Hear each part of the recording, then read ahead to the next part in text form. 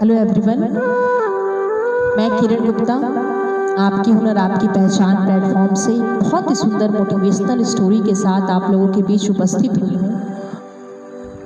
और ये कहानी हमें ये सिखाती है कि हम उसे क्या देंगे जिसने हमें सब कुछ दिया है। तो आइए एक छोटी सी कहानी से कुछ सीखने का प्रयास करते हैं।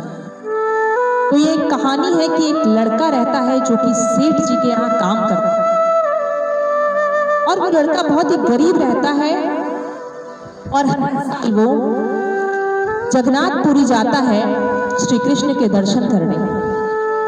और इस साल भी वो अपने सेठ जी को कहता है कि मुझे छुट्टी चाहिए क्योंकि मैं जगन्नाथपुरी जा रहा हूँ श्री कृष्ण जी के दर्शन करने।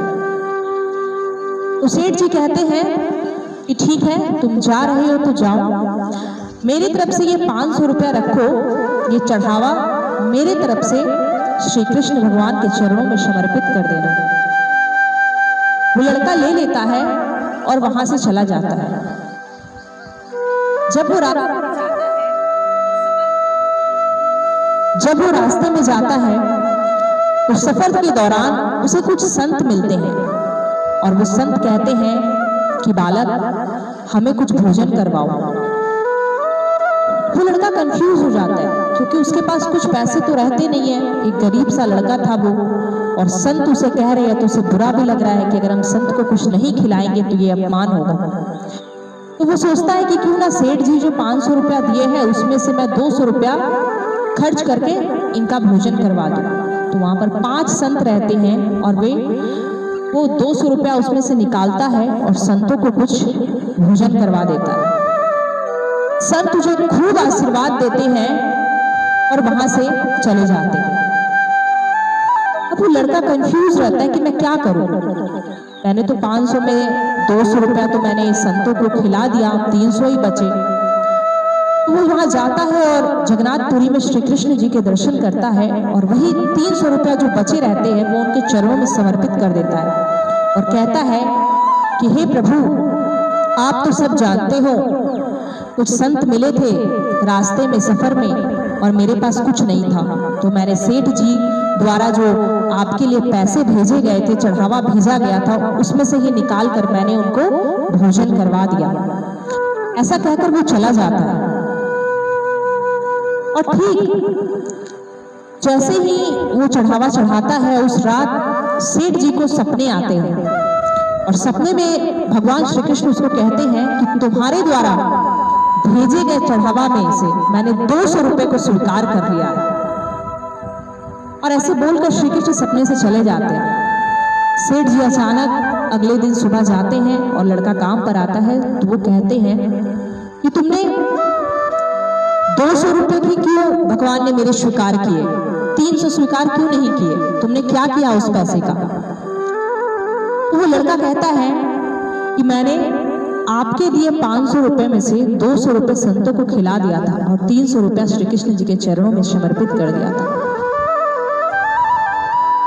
अब सेठ जी को ध्यान आया, इसका मतलब है कि जो संतों को खिलाया गया वही पैसा श्री कृष्ण जी ने स्वीकार किया है। तो एक छोटी सी स्टोरी हमें बहुत बड़ी सीख देती है, बहुत बड़ी शिक्षा देती है। और मोरल ऑफ द स्टोरी ये है कि भगवान भी, हम जो जाते हैं मंदिरों में और भगवान को धन समर्पित करके खुश करने का कोशिश करते हैं, हम ये भूल जाते हैं कि ये दुनिया उसी की बनाई हुई है। हम उसी की चीज उसी को समर्पित कर रहे हैं। भगवान कभी स्वीकार नहीं करते। भगवान स्वीकार करते हैं तो आपके द्वारा किया गया सहयोग, जो आप भगवान के ही भक्तों की मदद करते हैं, उन्हें खुश करते हैं, भगवान वो स्वीकार करते हैं। तो छोटी सी कहानी हमें ये सिखाई कि हम उसे क्या देंगे जिन्होंने हमें सब कुछ दिया है। हम मंदिर जाते हैं और भगवान को चढ़ावा चढ़ाते हैं, हजारों लाख रुपए का चढ़ावा चढ़ाते हैं और हम सोचते हैं कि हमने भगवान को प्रसन्न कर दिया। कि हम मूर्ख हैं, हम बेवकूफ हैं।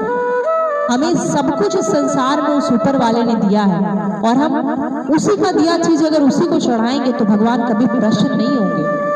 भगवान खुश तब होते हैं जब हम उनके दिए गए चीज को लेकर इस समाज का भला करते हैं, जरूरतमंदों की मदद करते हैं। तो हमेशा याद रखिए, भगवान को खुश करने का तरीका है भगवान के भक्तों को खुश करिए, जरूरतमंद को खुश करिए, भगवान तब खुश होते हैं। तो आशा है, उम्मीद है ये छोटी सी स्टोरी आप लोगों को बहुत कुछ सिखाएगी कि हमें लाइफ में हमेशा ये नहीं सोचना है, हमें हमेशा लाइफ में ये करना है कि भगवान के दिए गए जो भी रिसोर्सेस हमारे पास है उसको हम सही ढंग से इस्तेमाल करें, और भगवान द्वारा दिए गए चीज को अगर हम भगवान को समर्पित कर रहे हैं तो हमसे बड़ा बेवकूफ कोई नहीं है। तो हमेशा याद रखिए, हमेशा दूसरों की मदद